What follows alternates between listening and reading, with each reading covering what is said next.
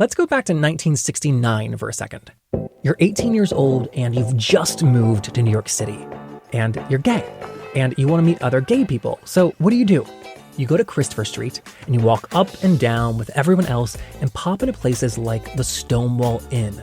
The Stonewall was a safe place, or a safe-ish place. There were police raids, but that wasn't unusual by any means. But it was a safe enough place to put your arm around another person, to hold hands, to dance. And that is what Mark Segal did. Mark arrived in New York City at the age of 18 in May of 1969, and a few short weeks later, he was there at Stonewall the night the uprising began. He was also there the next night, and the next night, and the night after that.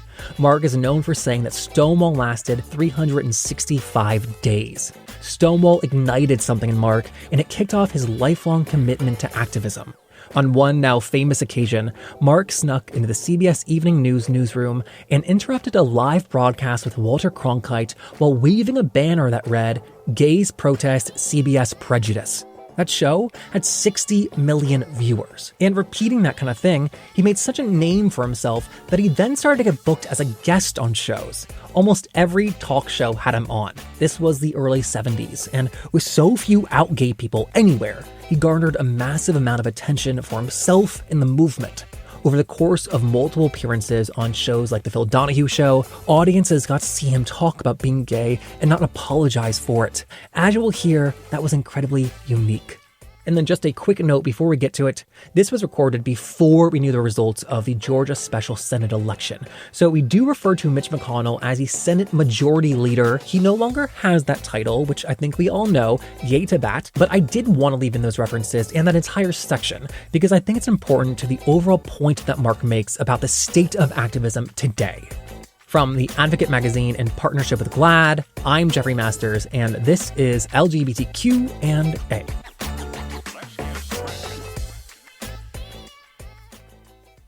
So you moved to New York City in May of 1969. The Stonewall Inn was the first bar you ever went to. And then 1 month later, the Stonewall Uprising occurred, and you were there. Saying all of that, that is a wild introduction to gay life. Did it feel like that at the time? It felt like something that I should be doing. As an 18-year-old, what you did in those days, if you were gay, was walk up and down Christopher Street every single night, all night long, meet with your friends, basically hang out. Then sometime during the night, you would pop into the Stonewall. So that was a usual night for me. The only thing that was different was when the raid began, because I had never been in a raid, but the people around me had been. So when I asked what's going on, they said casually, "Oh, just another raid." That struck panic in me because I didn't know what it was. Oh, so to them, it was just a common occurrence of going out. It was the usual. The police came in, pretended they were doing their duty, got their payoff, and left. The difference here was they barged in, they threw people up against the wall, they extorted money from some of the older people, they harassed the drag queens. It was pretty violent. And so what happened now we see as being incredibly significant to our history? When did you start to realize that? My moment came standing outside Stonewall after being carted and let outside. And as we began to form a semicircle, somewhere in my head clicked, women are fighting for their rights, blacks are fighting for their rights, Latinos are fighting for their rights. What about us? And I swore to myself at that moment that was going to be my life's work. I thought I'd end up a bag person because gay activists, or whatever we were going to call it, weren't being paid anything. And so you write that it was not the biggest ride ever, and that it's been tremendously blown out of proportion. What specifically has been blown out of proportion? I think what people don't realize, and you could break it down really quickly, and it's all really very logical. Most of the action took place on one single block. Aside from that one block, there were little incidents happening up and down Christopher Street, but not very much. It also, that one single block, it went on for hours. Nobody was there the entire time. No one knows exactly who was there because in the middle of a riot, you don't take a roll call. There was no first brick thrown because there were no bricks in the area. Were there stones thrown? Were there coins thrown? Cans and bottles? Yes. I mean, some of it seemed to be organized. Like, for instance, the guy by the name of Marty Robinson, who was the leader of the action group, which I was part of, came up to me with chalk. And I'm one of those people who wrote up and down the streets of Stonewall, "Tomorrow Night Stonewall." which created, in a sense, the second night where Marty and Martha stood and made speeches from the front door of the Stonewall and made the point clear that we were oppressed, we had to do something, and that meant fight back. In the mythologizing of Stonewall, we talk about how it lasted 3 days, as if it lasted 3 days just on its own. And something I hadn't heard before until your book was about how it lasted 3 days because you were writing chalk on the street, "Come to Stonewall tomorrow night," how we intentionally kept it going. I mean, you writing chalk on the street, "Meet at Stonewall tomorrow night," like that spread of information, that's like tweeting today, yeah. You know? We had no cell phones. We had no internet. Most of us couldn't afford a phone, quite honestly. During Stonewall 50, it was sort of amazing. I would go out to various speaking engagements. Some of them were in museums. Some of them were in schools. Everyone had, it seemed, a different day. Oh, it went on for 3 days. Oh, it went on for 4 days. Oh, it went on for 6 days. How many days did it go on is a good question. For me, it went on 365 days because right from the beginning, we started organizing. That includes from the street, writing on the street tomorrow night, to the third or fourth or fifth night, I don't remember which, where we had leaflets on the street saying, you know, we're not going to allow the police to oppress us anymore. This is our neighborhood. That's what is so revolutionary. That was in itself illegal.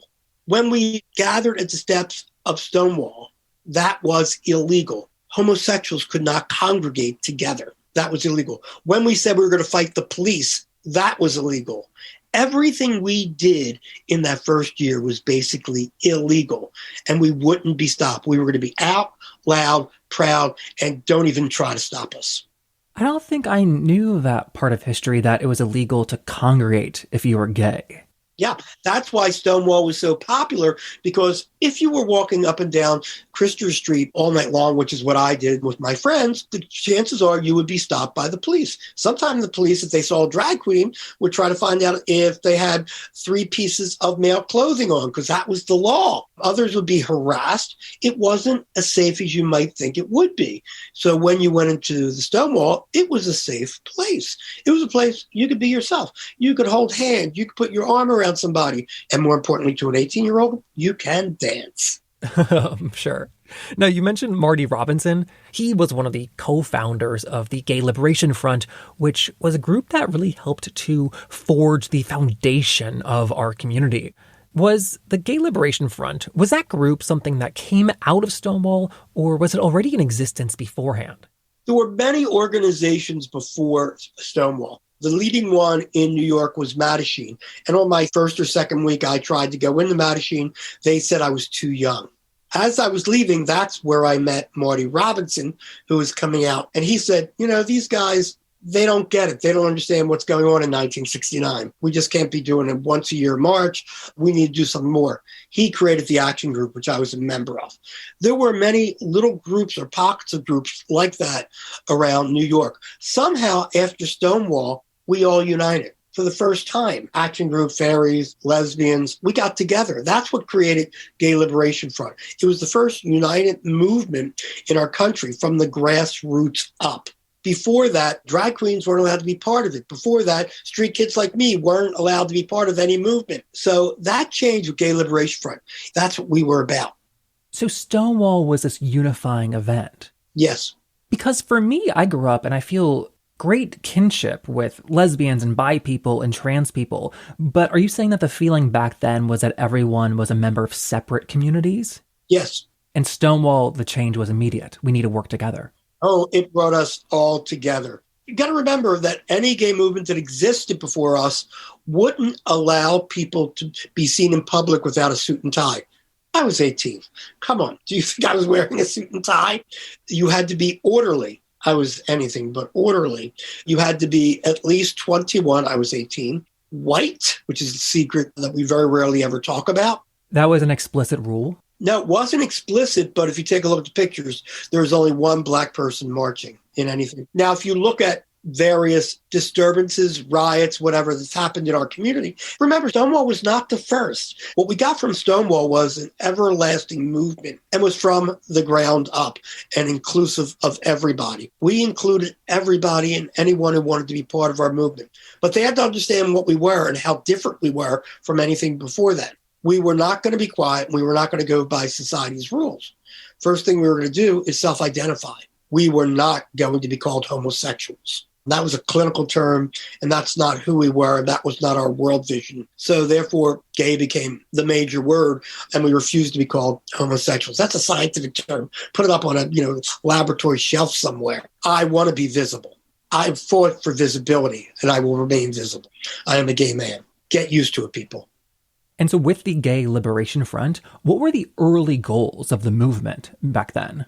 Two things, or several things. Number one, identity. Say who we were. Number two, let society know who we were, not the myths that they had about us. Number three, we were going to be out loud and proud. Very important. That last word is extremely important. We were going to be visible. And if they didn't want to see us, we were going to make them see us.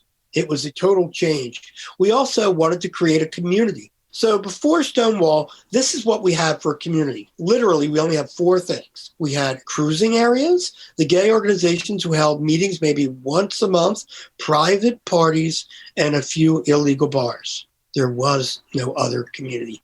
That was it. On the first month after Stonewall, we were on the streets every single night leafleting. We were having social events, which were illegal. We created legal alerts, medical alerts. We had a trans committee, which eventually became Street Transvestite Action Revolutionary. We had a gay youth organization. We had hotlines. We created community. And now we have stats about what the percentage of people who are alive who are LGBTQ. I think or wonder if back then it would be easy to assume that there was, only 10 or 12 gay people total in the entire world. Did you have any concept for how big the community might be? All we had at that point were Kinsey statistics, nothing else. So we really didn't know, and we really didn't care. We just knew that we had a right to have life, no matter how many of us. We did it because we believed in it. We've named a bunch of groups from the Gay Liberation to the Mattachine Society. There's also the Daughters of Bilitis, the Lavender Menace, the Transsexual Menace. Our history is littered with short-lived groups. I think that GLAAD and HRC are the outliers there. And I just wonder, what is your diagnosis for why that is, and if that is at all unusual for a movement like this? I really don't know. What I can say is it's worked for us. What we do have are some organizations nationally who do such an incredible job. Lambda Legal, literally one of the four founders, was a member of Gay Liberation Front. You would be amazed at how many things are continuations of Gay Liberation Front. As for GLAAD, the beginning of GLAAD were disruptions that I did in the 1970s, which changed the network TV programming and news divisions. And so early on with Gay Liberation Front, and then you moved to Philadelphia and were working with the Gay Raiders. How much conversation and dialogue was happening with these groups talking to other cities? Were you sharing techniques and successes and failures, or did you feel hyper-localized? When I did the media zaps for a short period of time, I was probably the best known gay activist in the nation. There was nobody else who had been seen by 60 million people in one shot, which was the CBS Evening News. At that time, there were only three networks in the country, ABC, NBC, and CBS. There was no such thing as cable TV. So if you wanted to get your news, you got it in two ways. You got it from either TV or you got it from a newspaper. In one night, I disrupted CBS Evening News. He was the most trusted man in America. On an average night, 60 million Americans watch that. That's Super Bowl numbers. Many of those 60 million, for the first time, saw a gay person. For the first time, Gay Liberation Front came into their living room. And I did that on the Today Show, the Tonight Show, and others. That brought me on to what I learned very quickly was the talk show circuit, which hadn't been open before to people like us. And my whole thing was visibility. So I used that tool to take that. So, for example, when the Phil Donahue Show, which first time I did it was based in Chicago. Actually, I did Ohio, Chicago, and New York. First time I did it was Dayton, Ohio. I believe it was in Youngstown, whichever. So when I went there, I made sure that I, the night before, met with the leadership of the LGBT community there and said, this is what I'm doing on a national basis. You can be doing this on a local basis. And I did the same thing in Chicago. And I did this everywhere I went. So you started off by interrupting these programs and then kind of crossed over and became a guest on the show. You were invited on. At the time, you were being booked for these talk shows because you were openly gay and not ashamed of that. And that was a bit of a marvel at the time, right? Oh, absolutely. And I wouldn't take crap from the audience, which made it very good TV. I remember Phil, before we went on, saying to me, there's a lot of Bible thumpers in here. We're going to have a lot of Bible questions. And of course, when you do this, many times people, they always give you the section of the Bible they quote is Leviticus. So I made sure I learned Leviticus. And somebody would stand up and they would say, oh, do you realize you're condemned to death? And my line says, so aren't you? And they would say, what are you talking about? I said, well, you're quoting Leviticus. Let's look at what you're wearing right now and see what's against Leviticus. By the way, has your husband ever played football? Pigskin? He's gone to hell. So if I'm going to hell, you're gone. You're as equally sinful. So let us realize that what you're doing isn't religious. It's, I trademarked this, Bible a la carte. And how did they respond to that? Flustered. I would continue until they sat down. It was like, you're not winning this. The gay guy's winning it. Did appearing on such popular shows, did you feel famous at the time? Oh, absolutely. If I would go into a town, remember, I often tell this and people are like shocked by it. Up to 1969, this is only 3 years later, there were only about 100 gay activists out in the country. You might have a few more people in New York, Los Angeles, but that's about it. So you would have maybe, 10 to 15 gay organizations in the nation that were only in major cities, and maybe one or two people there were out. Think about that now. Up until 1970, the one and only National March grew under 100 people. That's what it was before that point. So when I was appearing on TV, it was a big deal. And I was on every talk show you could possibly imagine. And if I wasn't on a TV show, I was disrupting TV shows. And this was making, again, headlines in newspapers. So yeah, I felt that way. And I'm going around the country with holes in my shoes. The most interesting time of that period, still dealing with to this day, lots of us who were in the early movement deal with this. We would come home and we'd find a gay friend and they would say to us, you're ruining it for us. Because they were afraid what we were doing would shine a spotlight on them or where they go. And we were not very popular. Shine a spotlight on people, meaning they would then be outed? Yes. Which was at that point, 99% of our community was in the closet. Oh, and they want it to stay that way. Yes. That leads me to my big question, which is that I think you're right that being gay at the time meant you would leave a life of condemnation and you would be unhappy. Period. End of story. For that reason, many people stayed out of the closet. And I just wonder, how did you escape feeling that way? Why did you not believe that too? I can't actually pinpoint it. All I could say to you is that when I realized that I was gay, and then I started feeling, of course, or seeing around me all the negativity about gay people, the fag jokes in school or hearing parents or relatives talk about gay people. Once I realized the first thing, of course, I wondered, what is wrong with me? And somewhere it clicked in me, there isn't anything wrong with me, but I don't understand why everybody else does. So in order not to embarrass my parents is why I moved to New York. So I was somehow pre-programmed, and I believe that's from the pride that was instilled upon me by my grandmother and my parents because of who I was. I'd already felt oppression from about the age of 5 that I can remember for being Jewish. I'd suffered discrimination my whole life. So this was just more oppression, and I guess I related one to the other. Oh, because you experienced extreme anti-Semitism, even though you knew that there was no problem with being Jewish. And so when you experience extreme homophobia, it's the same thing. Yeah. And you try to do it with some humor. You do what you can to live, and the best way to deal with that is humor. I was known for that when I did the Zaps. At one point, I had handcuffed myself to the city's Christmas tree. And when the reporters came and asked, Mark Segal, you're a homosexual. Why are you, handcuffed to this Christmas tree? And my line to them was, because I'm Philadelphia's Christmas fairy. And then I would say, now to get serious, the issues are. Oh, you disarm them and then you tell them what's up. Yeah. When the governor asked me to become a state trooper, my first line there to Jessica Savage of NBC News was, I like men in uniform. Now to be serious, if I have the ability to do the job, I should get the job.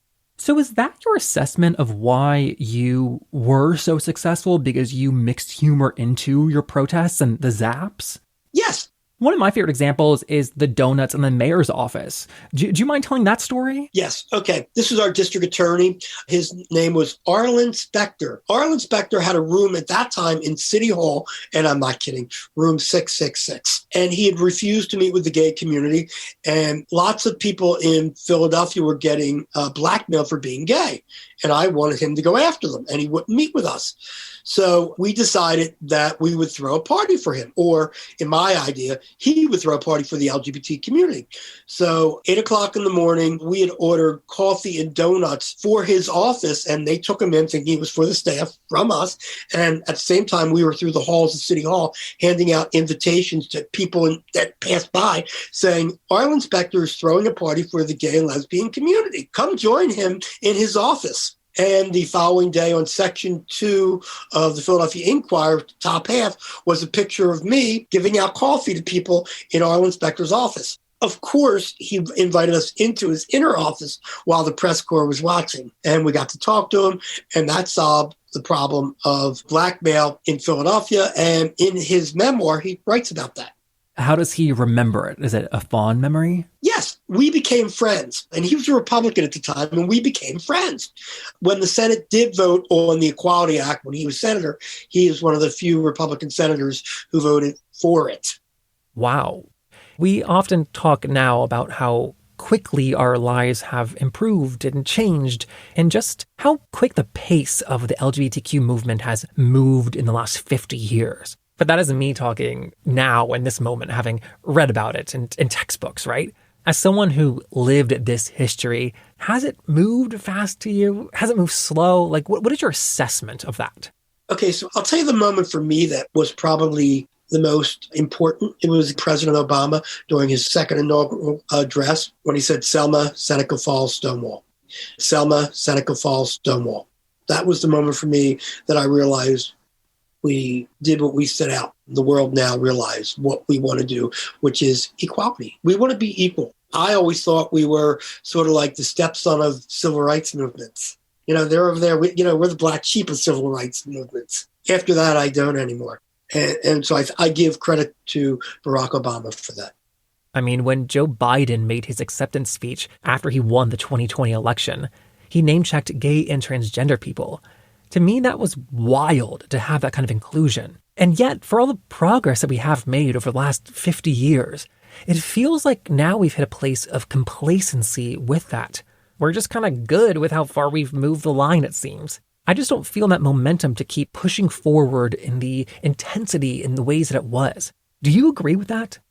Well, let's look at what I think should be the major effort right now, which is the Equality Act. You could get married. Right now, you can be denied being, given a room in a hotel somewhere for your honeymoon. You could be denied renting an apartment simply because you're gay. This is in most places in the country. Not some places in the country, most places in this country. You could be denied a wedding cake. You could be denied almost anything, quite honestly. So the reality is we have to get the Equality Act so that we are equal to everybody else, race, creed, religion, national origin, sexual orientation, and gender identity. They got to be included. That's what the Equality Act does. So if I was an activist today, I think it's time to get the Equality Act out. Why has no one in this country done something to get Mitch McConnell to move it to the floor? Why are we not locking ourselves to his door? Why are we not picketing his house? What is wrong with the creativity in this community? More has to be done. And be creative about it. Be funny about it. Make him feel like a fool. Wear clown outfits outside his office. Anything. Make a scene. Make it an issue. Make it something the press cannot not cover. We haven't done that. We're great at issuing press releases. We're great at being angry at everybody because they're not progressive enough. What are you getting done?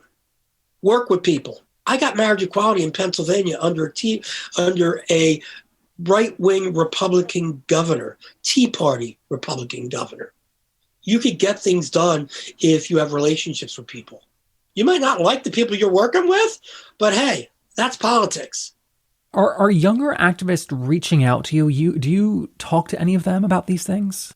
I talk to a lot of high schools and college groups, but no one asks. They do sometimes ask, what could we do now? And I mentioned when I just said now, do people act on it? No. My theory is that today people are just so happy to be debating on Facebook or Instagram or some form of social media, and they think that's their activism. It's not. Go out there and put yourself on the line. Well, I think like you said before too, like when you were heavy into activism in your 20s, you were dirt poor. This isn't a paying job. And so as these big cities get more and more expensive, it's like, well, I can't go protest Mitch McConnell. I got to go to work, got to pay rent. Well, unfortunately, money seems to be motivating a lot of other people. I think that in some respects, people in New York, Washington, D.C., and places where there is non-discrimination law, yeah, they could. They certainly could. They're allowed to have free speech and demonstrate, and there's non-discrimination in those cities. So in D.C., yeah, you could. In Virginia, yes, you could. In Maryland, you could. So where does Mitch McConnell live? I'm sure he lives in either D.C., Virginia, or Maryland. Why are you not picketing his house? Why are you not picketing his neighborhood? Why are you not picketing the stores he goes to? Create problems for him. He's created a problem for us. We need to create problems for him. He is the sole person, one person, holding up non-discrimination for all of us, and none of our national organizations have led. What did we do when our lives were at stake? An organization called ACT UP was created. Did they go by norms of society? No. ACT UP, in my belief, is probably the reason we got to where we got with HIV/AIDS. Not the numerous organizations who were just talking to government officials, but it was ACT UP who made them come to the table. And they did that with a Republican administration. Yeah. Before I have to let you go, you are about to turn 70 pretty soon. Just as you're airing this, I am turning 70. Are you beginning to start to think about your own mortality at all? No. I feel as though I'm in my 20s or 30s. I know I'm old. I know I'm 70. I love, by the way, calling myself old. I just love that. I adore it.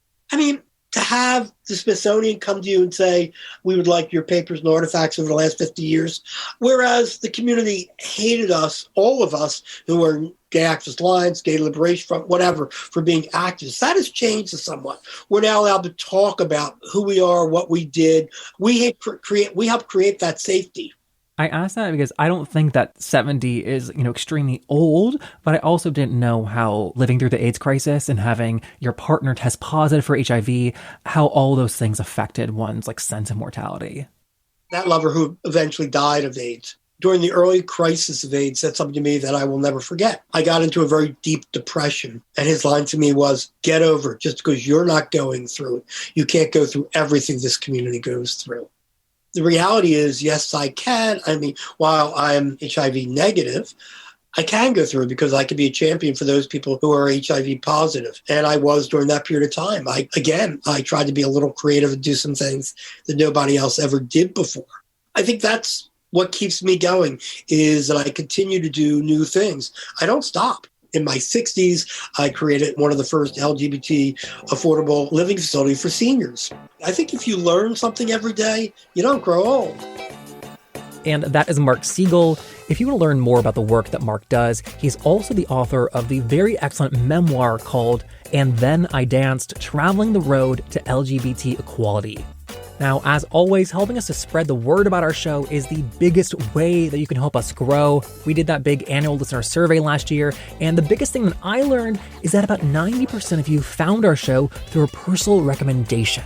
So send a text, send a tweet, post an Insta story. We've been doing this for about 5 years now, holy cow. And with your help, I think we can do it for another 5. So let's do it. We're brought to you by The Advocate Magazine in partnership with GLAAD. I'm Jeffrey Masters, and I'm out of here.